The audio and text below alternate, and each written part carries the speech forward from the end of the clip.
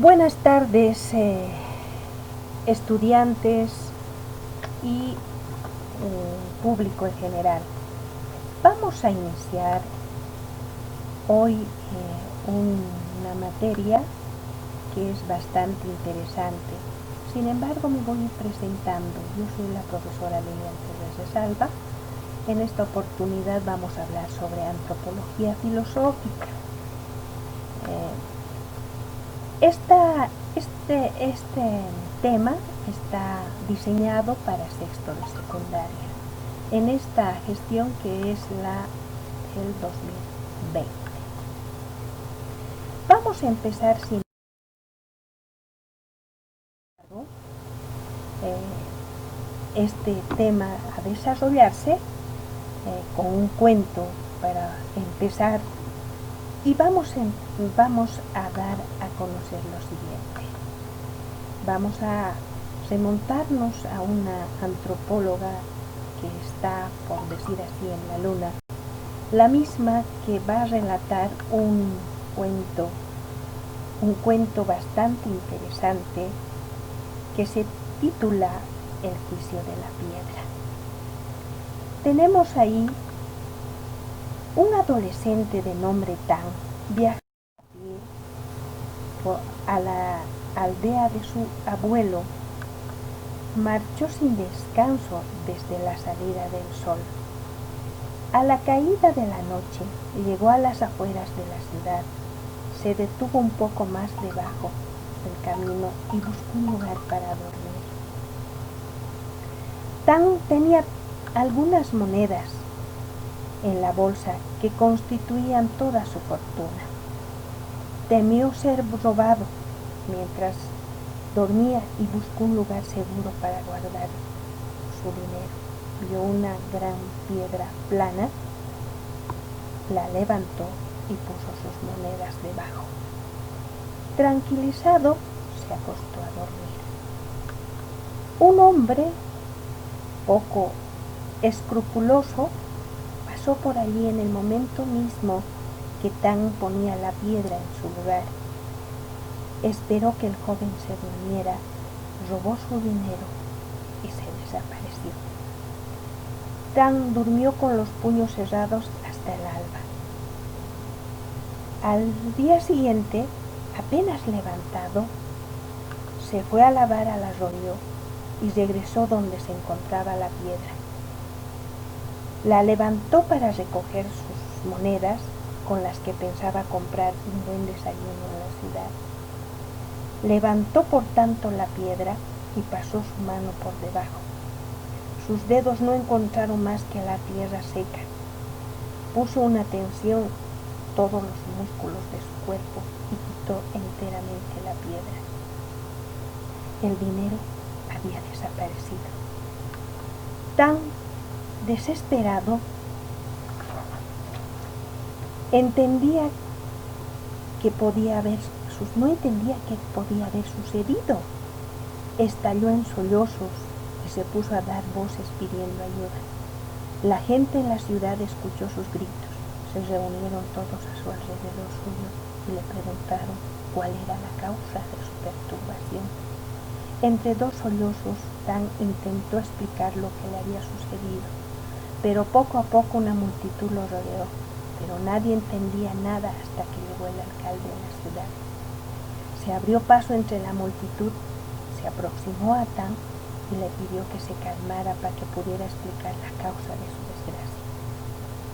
La noche anterior dormí al borde del camino, dijo. Escondí mi dinero debajo de una piedra. A la mañana miré debajo de la piedra y mis monedas habían desaparecido. El alcalde frunció el ceño. Reflexionó seriamente sobre lo dicho por Tan. La multitud lo siguió atentamente para ver cuál era su reacción. ¿Dónde está la piedra?, preguntó el alcalde. Aquí está, respondió Tan, mostrándoles a todos el lugar donde su dinero había desaparecido. Detened a esa piedra, ordenó severamente el alcalde. Será juzgada por robo. Ella es sin duda la culpable. dijo. La gente estaba estupefacta, no creía lo que oía. ¿Por qué me miran así?, dijo el alcalde.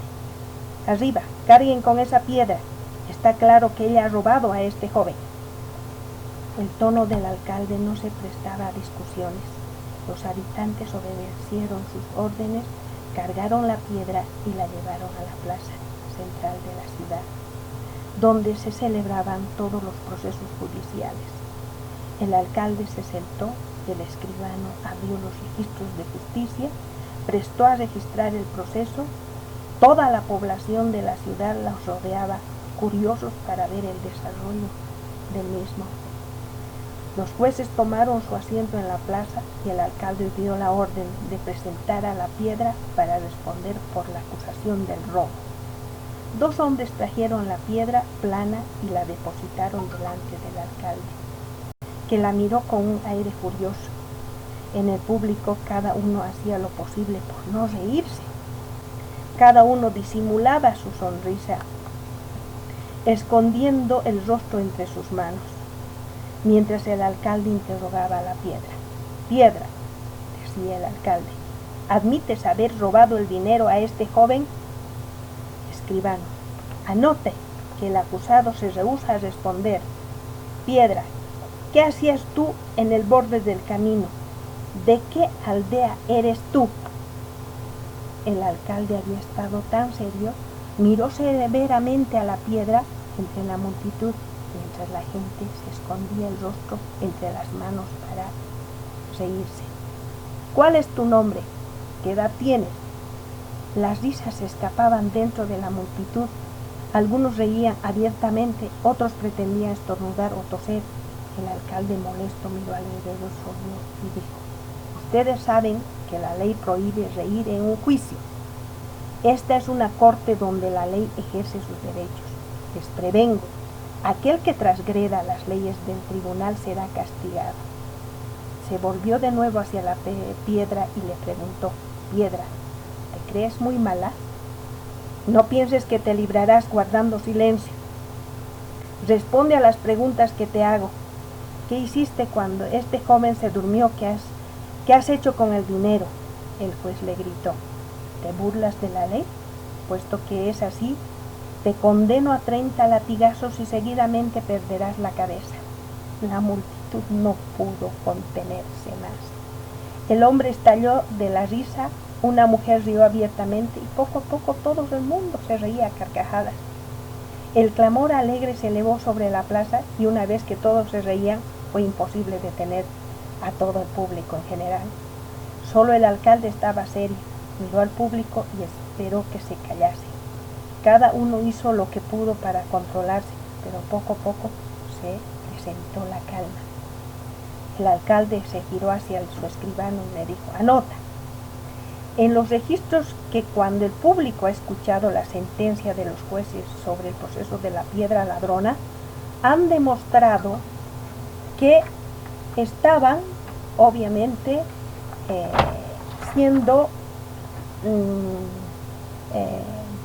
haciéndose burla de la autoridad. Por lo tanto, se le dará un dictamen a todo aquel que se haya reído y darán 5 rupias por haber faltado el respeto a este tribunal que es serio, y por lo tanto a la piedra se le condenará. Y así todos los del pueblo empezaron a dar sus 5 rupias y el alcalde agarró ese dinero y se lo dio a Tao y le dijo: perdona que al venir a mi ciudad te hayan robado. Hubiera querido que no pasara eso. Sin embargo, espero que esto cubra todas tus necesidades.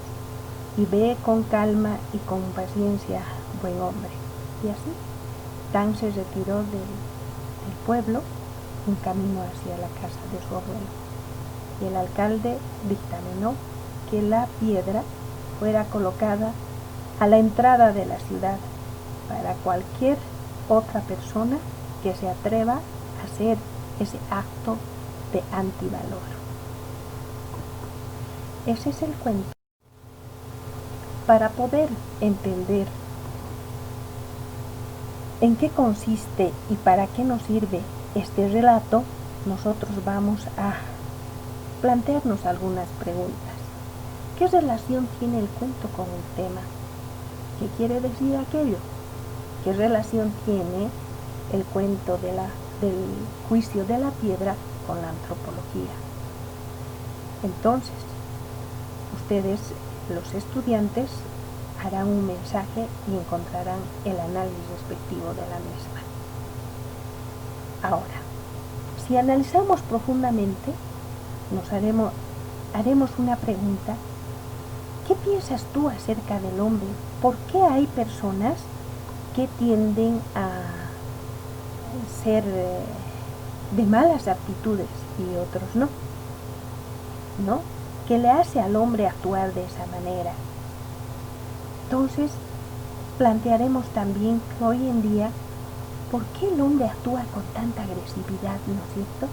Si vemos, hay un maltrato a la mujer, hay un maltrato al niño, hay tantos aspectos que nos llaman la atención. ¿Por qué el hombre actúa así? ¿Será que el hombre ha evolucionado? Porque si hubiera evolucionado, obviamente no tendría esas conductas.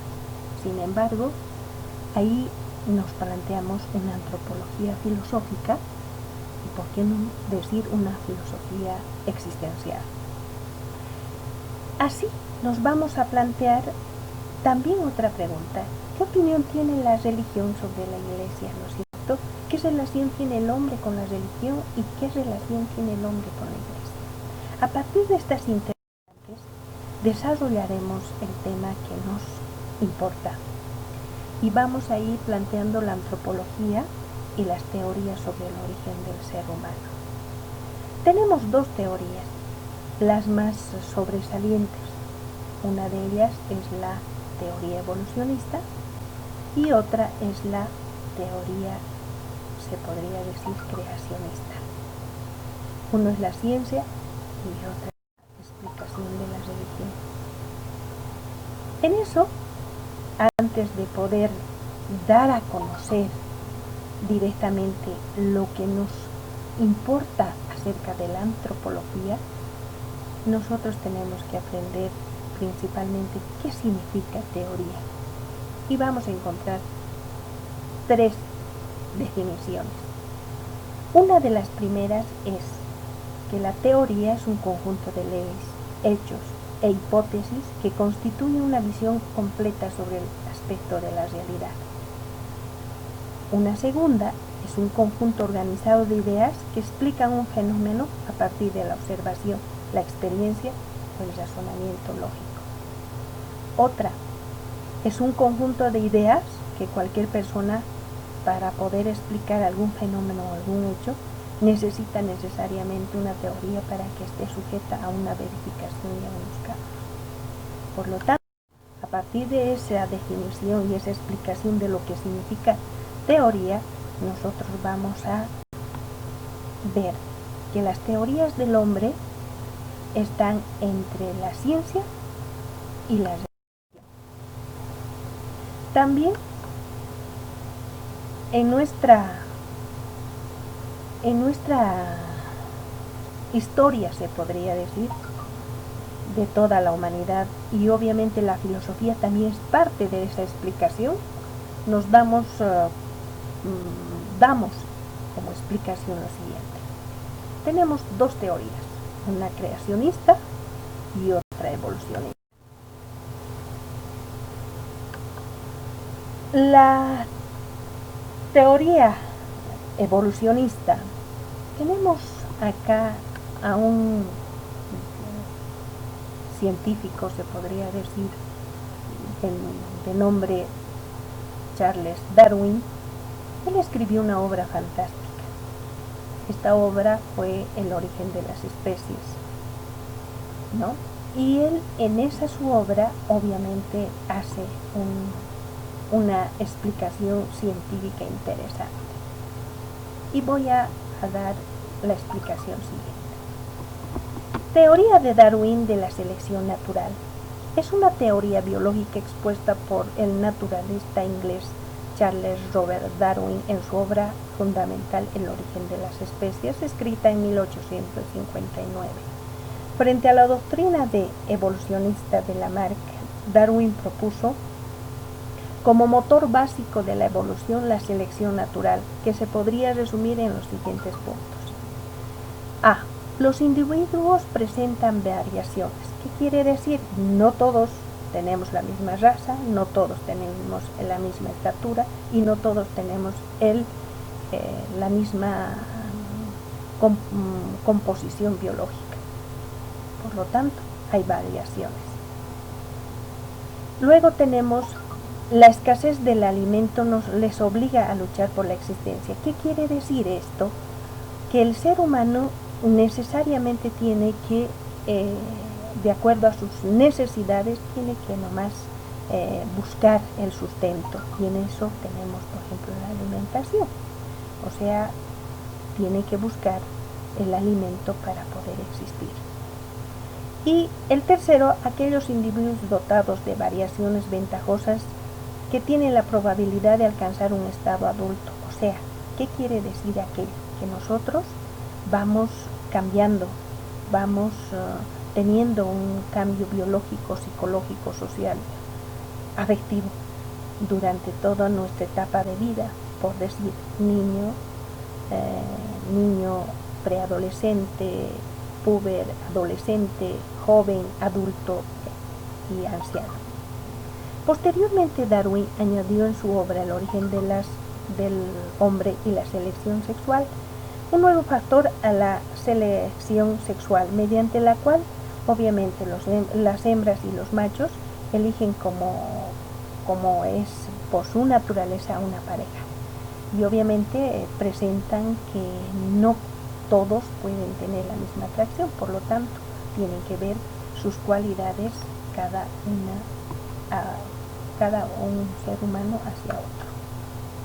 Entonces, explicación, podemos ver que Charles Darwin obviamente hizo un estudio bastante profundo y principalmente dio una explicación en el sentido de que el origen de las especies es que hubo una transformación desde el mono antropoide y que ha ido evolucionando a través del tiempo, perdiendo así el eslabón perdido, en el cual obviamente Charles Darwin ha querido encontrar ese eslabón perdido para dar una explicación más exacta sobre su teoría evolucionista. Entonces, ¿qué nos quiere decir con esto? Que nosotros somos descendientes de los monos antropoides y que hemos ido evolucionando a través del tiempo, y eso obviamente no se ha presentado así por así. También tenemos que influye, según Charles Darwin, la genética, que a través del tiempo genéticamente nosotros también hemos ido evolucionando, de tal manera de que nuestra estructura biológica ha ido cambiando, ¿no? De lo que éramos monos hasta lo que somos ahora, seres humanos. En esto hemos visto, ¿no?, que las teorías evolutivas, por ejemplo, van cambiando. Y aquí tenemos también a Lamarck. Lamarck, Jean-Baptiste de Monnet, caballero de Lamarck, naturalista francés, también plantea un aspecto psicológico y filosófico sobre la evolución, principalmente basado en tres aspectos. Uno de los aspectos es, dice, la influencia del medio, ¿no es cierto? O sea, dice, los seres humanos se desarrollan en sus especies mediante las necesidades que tienen y los cambios que estos se presentan en el transcurso de la vida. Dichos cambios son hereditarios además, ¿no?, y son transmitidos de una generación a otra generación. Y ahí, por ejemplo, tenemos una de sus teorías de Lamarck, cuando plantea la evolución de las jirafas según Lamarck, ¿no? Y acá tenemos las jirafas, viven en la comenzaban alimentándose de las hojas de los árboles. En la época de sequía las hojas escasean. Ante la falta de las hojas, las jirafas estiran su cuello y sus patas para lograr alcanzar las hojas situadas a la altura. El estiramiento de las patas y el cuello provocarán su alargamiento. Estos caracteres los heredarán y obviamente irán poco a poco de forma descendiente. También en esta teoría de Lamarck vamos a poder ver aportes a la biología, ¿no es cierto? En este sentido, sus aportaciones a la biología es, por ejemplo, la organización de los seres vivos en su estructura biológica y obviamente un mundo orgánico e inorgánico que se nos presenta en todo el vivir, en la existencia. Ahora, también tenemos una clasificación de animales. No todos los animales pertenecen a una misma especie, ni tampoco pertenecen a una forma de vida. Todos tienen diferentes especies y diferentes formas de vida. Y en eso se podría decir que está la interacción entre el ambiente y el organismo. Eso obviamente en la teoría analítica de la evolución, tanto de Charles Darwin y Lamarck. Pero hay una tercera teoría que se llama la teoría analítica de la evolución. Y aquí están los neodarwinismos. Obviamente esta postura de los neo que viene a ser uno, o sea, los primeros que acompañan después de la muerte de Charles Darwin, y esta teoría es la sintética, que consiste en la fusión entre lo que habló Charles Darwin y la genética moderna. Básicamente dice que los fenómenos evolutivos son el resultado de una relación entre las mutaciones y la acción de la selección natural. Así la evolución se da por mutaciones favorables preservadas por la selección natural. Por lo tanto, acá tenemos obviamente mutaciones genéticas. Por ejemplo, tenemos también mecanismos de evolución de selección natural que en su momento obviamente van a explicar de manera interesante algunos científicos modernos. Ahí está. Primero, que el origen de las especies los relacionan con la genética, ¿no? Luego la teoría de los equilibrios punteados, o sea, ahí vamos a ver a Jungul y Endrigo, donde niegan directamente que las mutaciones vayan a ser benéficas, ¿no? Y entre todo dicen son los cambios graduales a través del tiempo. Luego, en todo este aspecto tenemos, por ejemplo, que el neodarwinismo se relaciona principalmente con la paleontología y con la genética, llegando a ser algo sistemático, además, ¿no? Primero, de que hay un rechazo a las teorías de características adquiridas y ya no se basa en el individuo sino en la población, ya no estudian a la persona sino a la población, a la sociedad. Y las mutaciones aportan variabilidad sobre la que actúa la selección natural. Y la evolución obviamente es un proceso gradual de largo plazo. Eso vamos a ver directamente, se podría decir, en la teoría científica evolucionista y también la teoría analítica. En conclusión, la teoría sintética de la evolución se basa en la genética de Mendel y en la selección natural de Darwin, pero esta selección se produce sobre los organismos que han sufrido mutaciones favorables en los genes, ya sea por especiación alopátrica o simpátrica. Esta teoría tiene sus limitaciones, no es capaz de explicar las transferencias genéticas entre los organismos y los procariontes, o sea, la genética. Luego vamos a ver la teoría creacionista. Acá, obviamente, Esta teoría está relacionada principalmente con la existencia de Dios. Dios ha creado el mundo, ha creado directamente al ser humano, ¿no? Ahí tenemos la explicación de Adán y Eva, como ellos en un momento dado cometieron un pecado, el pecado original se dice, y de ahí que son expulsados y se llega a crear la sociedad después. Así, Dios es omnipotente y Dios ha creado todo, incluyendo el mundo, el universo, al hombre, todo. Por lo tanto, para la teoría creacionista, Dios es absoluto, es eterno, es omnipotente. Paralelamente a aquello, también surge otra teoría, y es la teoría del Big Bang. La teoría del Big Bang es conocida como el origen del universo y se centra en un cataclismo cósmico sin igual en la historia. Esta teoría surgió de la observación del alejamiento a gran velocidad de otras galaxias respecto a la nuestra, y en todas sus direcciones, como si hubiera sido repetidas por una antigua fuerza explosiva. Ahí podemos ver, por ejemplo, a través de estas imágenes, cómo se ha dado directamente el Big Bang y después cómo ha habido una especie de explosión, y de ahí ha dado lugar a lo que vendría a ser los planetas del sistema solar y el universo, y obviamente todas las galaxias.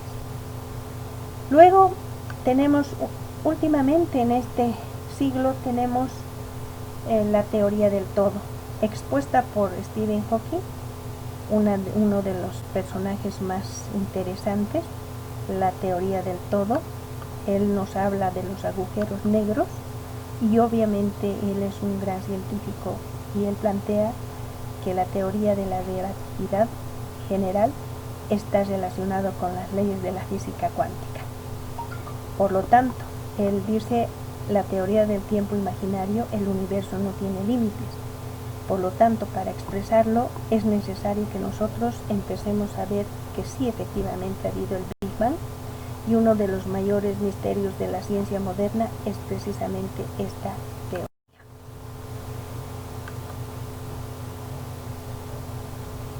Eso es todo, jóvenes. Si ustedes analizan, obviamente todo este tema es fantástico. El hablar sobre nuestra existencia es un tema bastante profundo y de mucho análisis. Les agradezco por su atención y muchas gracias.